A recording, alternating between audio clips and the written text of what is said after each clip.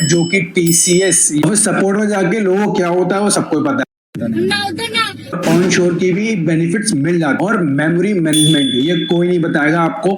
So welcome back to tech geeks Adda guys. आज हम बात करने वाले हैं एक ऐसे वीडियो के बारे में जिसकी फ्रेशर्स को बहुत ज्यादा नीड है। अब मैं इतना एम्फेसाइज इसलिए कर रहा हूँ क्योंकि एक्चुअली में नीड है। कई लोग फंस जाते हैं और बाद में निकल नहीं पाते हैं। तो आप लोग जान गए कि मैं बात कर रहा हूँ सपोर्ट प्रोजेक्ट्स की। तो आज हम बात करने वाले हैं कि कैसे हम एक सपोर्ट प्रोजेक्ट से एक डेवलपमेंट प्रोजेक्ट में जा सकते हैं। और ये कौन बताएगा? भाई बताएगा। तो ये वीडियो स्पेशली उन लोगों के लिए होने वाली है जो कि TCS या फिर एक्सेंचर में मास हायरिंग के कॉन्सेप्ट में जाके फंस चुके हैं और निकल नहीं पा रहे हैं। ये सबके लिए एप्लीकेबल नहीं है। कुछ लोगों को बहुत ही अच्छे प्रोजेक्ट्स मिल जाते हैं और ऑन शोर की भी बेनिफिट्स मिल जाते हैं, राइट। अब देखो यार, बात कर रहा हूँ जैसे कि कंपनी TCS होगी, एक्सेंचर होगी, फ्रेशर के लिए जो जाती तो बहुत सारे बल्क हायरिंग करने के लिए जाती है, बट लोगों को लाके फिर एक सपोर्ट वाले प्रोजेक्ट में पटक देती है।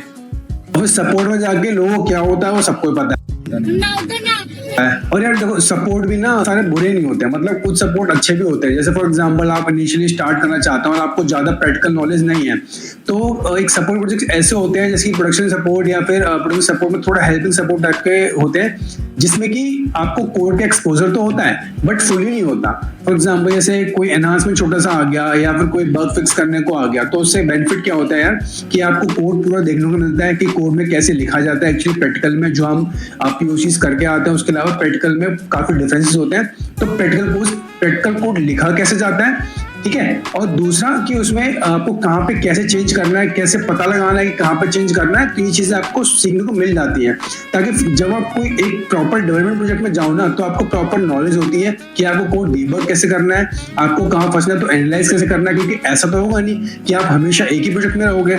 हमेशा क्या होगा, प्रोजेक्ट की स्पैन होती है 2 साल, 1 साल, कोई 6 महीने, कोई शॉर्ट ड्यूरेशन के होते हैं 2 महीने में डेवलप करके दे दिया, तो उसके बाद दूसरे प्रोजेक्ट में गए, भाई यहाँ पे फिर से सीखा यार क्या कोड है, कैसे करना है, क्या कैसे डीबग करना है। तो अगर आपको ये वाला कॉन्सेप्ट आ जाएगा ना, तो हमेशा आगे के लिए खुश रहोगे। तो कुछ सपोर्ट अच्छे होते हैं बट कुछ सपोर्ट बहुत बेकार होते हैं। जैसे कि यार आपको डाल दिया है सपोर्ट में और बोल दिया कि भैया कि एक ये एप्लीकेशन है, इसमें जाके कस्टमर की क्लाइंट आईडी डालो, ये डालो, और एक एरर निकाल के चेक करो कि क्लाइंट को क्या एरर आया और वो क्लाइंट एरर को भेज दो। मतलब यार हम लोग अपनी MCBC करा के, मतलब सॉरी MCBC नहीं, MCBC बीटेक करके आए हैं और हम ये वाला काम करेंगे क्या बैठ के, जो 10वीं पास कर सकता है। इसलिए तो हमने कॉलेज में जाके 9 घंटे मरा ही नहीं है, राइट। और एक होता है ऑन कॉल सपोर्ट, जो सपोर्ट में काम कर चुके हैं और ये वीडियो देख रहे हैं वो अच्छे से जानते हैं यार, छुट्टी, संडे, मंडे सब गायब हो जाते हैं, बस बैठ के उनको सपोर्ट देते रहो इंसिडेंट के बारे में। तो आप लोग कहोगे बहुत लेक्चर तो बहुत दे दिया, आप काम की बात बताओ। तो हम काम की बात में आते हैं कि यार एक्चुअली मूव कैसे करना है। हम पढ़ने तो जाते हैं बट बाद में हमें आलस आता है, हम छोड़ देते हैं, यार को समझ में नहीं आ रहा है क्या करें, क्योंकि हम लोग उन साइट्स पे चले जाते हैं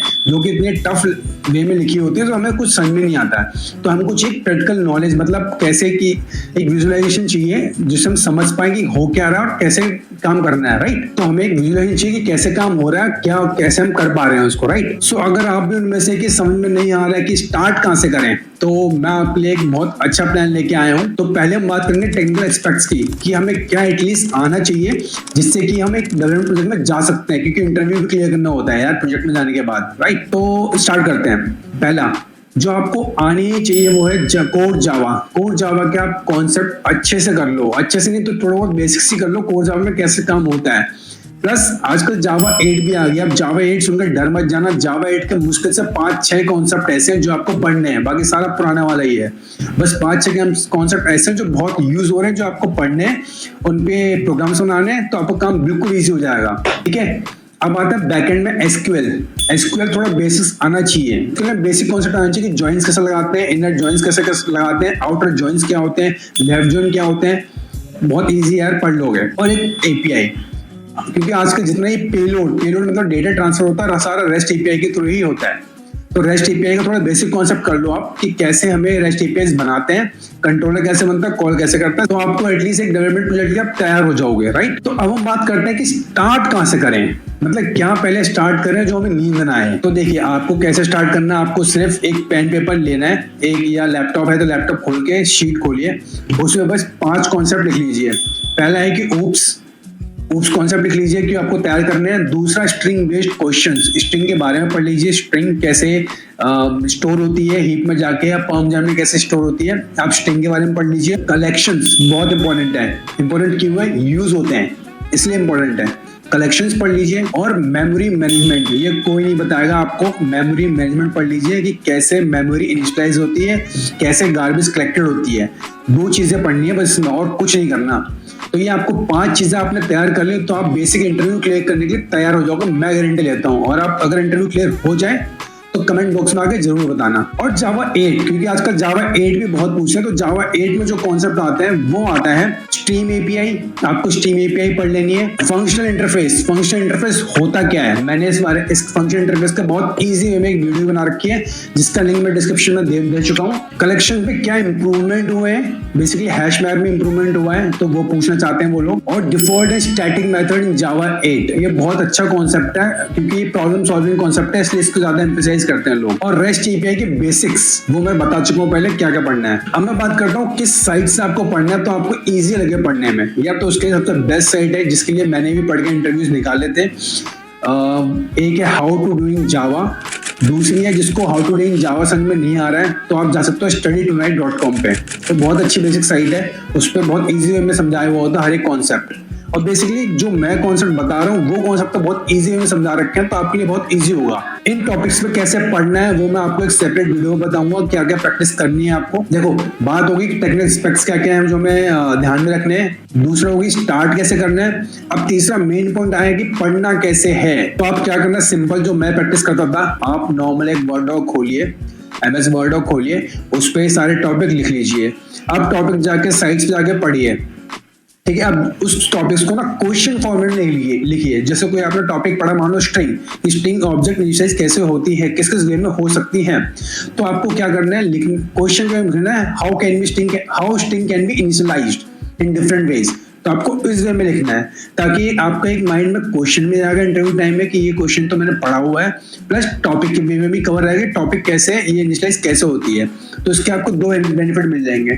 तो आपको पढ़ना ऐसे ही सारे टॉपिक के सेपरेट डॉक्यूमेंट बना के पढ़ते रहिए। और यार मैं आपको इस तरीके से पढ़ने के लिए इसलिए बोल रहा हूँ क्योंकि यार अगर आप जाके साइट्स पे पढ़ोगे तो हर बार डिफरेंट साइट से पहुंच जाओगे और कुछ भी अलग अलग चीजें पढ़ते रहोगे और कॉन्फिडेंस लूज कर दोगे।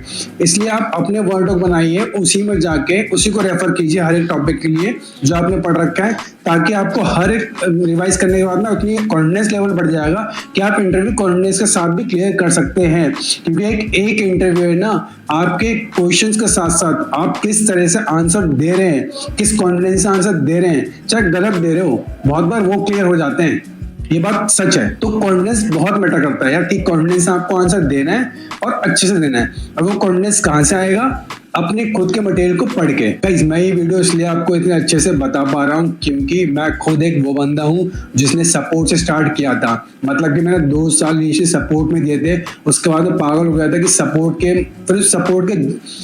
में करते करते मेरी तो वाट लग जानी है। तो कैसे मैंने डेवलपमेंट में स्विच किया, वो सारी कहानी मैंने इसमें बता दी है कि कैसे पढ़ा है मैंने, क्या क्या चीजें फेस करी हैं, तो वो सब आपको फेस ना करनी पड़े, तो इसलिए मैंने इस वीडियो को मैंने बनाया है। तो अगर ये वीडियो आपको अच्छा लगा हो और इस वीडियो में आपको थोड़ी भी मोटिवेशन दी है तो सब्सक्राइब करना मत भूलिएगा। 76% लोग बिना सब्सक्राइब के देख के चले जाते हैं, क्योंकि इससे आपका कुछ नहीं आएगा बट मेरी थोड़ी सी हेल्प हो जाएगी, मुझे थोड़ी मोटिवेशन मिलेगी ताकि मैं और लोगों को मोटिवेशन दे पाऊँ। और ये भी बताइएगा किस किस बंदे ने सपोर्ट से डेवलपमेंट में मूव किया है, ताकि नीचे और लोग भी आके कमेंट पढ़ेंगे तो उनको देख के लोगों का मोटिवेशन बढ़ेगा कि इतने सारे लोग हैं जिन्होंने ये कर सकते हैं तो मैं क्यों नहीं कर सकता।